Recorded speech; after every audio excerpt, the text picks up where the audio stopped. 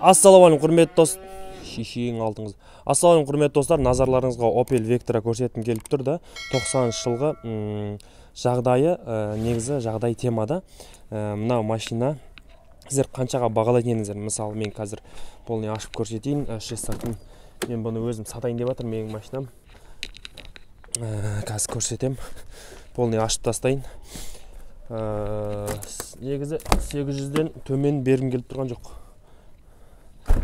Қазір полный ашып көрсетейін. Қайта жауып қоямын. Opel Vectra 90 жылғы 1.8 моно моторы жаңадан жиналған, екінің объем салынған, 4 дөңгелегі де жаңа. Титановый дисклері бар ар жақта. Мінекей бір айналып шықсам, кузовында ешқандай шірік жоқ. Полный салонда, енді салонына вложение керек. Салоны міне, салонына вложение керек. Мында есіктерінде, есіктердің жанында ше вложение керек. А былай ішінде люк бәрі бар.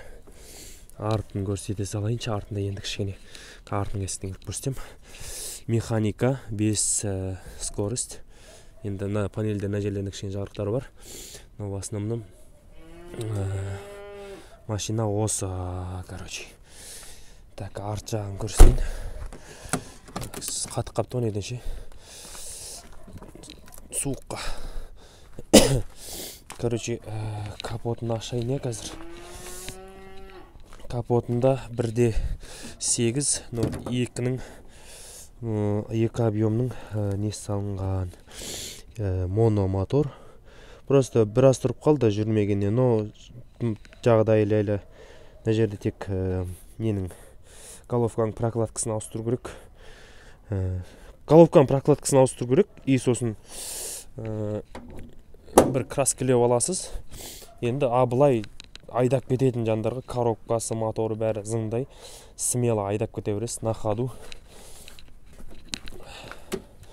Мына бетінен көрсетем деп отыр екен. Мен тек мына жері ғана ғой. Міне салон бәрі тура осы. Міне люкі. Осы құрметті достар. Алам десеңіздер, келсеміз 800-ден төмен болмайды. Дөңгелектері новый. Мінекей. 4-еуі де зимный. Мына қарт суреттер көрсетер ма?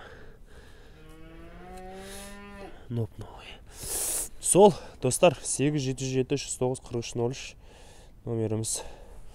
Енді мына машина құпия машина. Бұны пока что көрсетпеймін.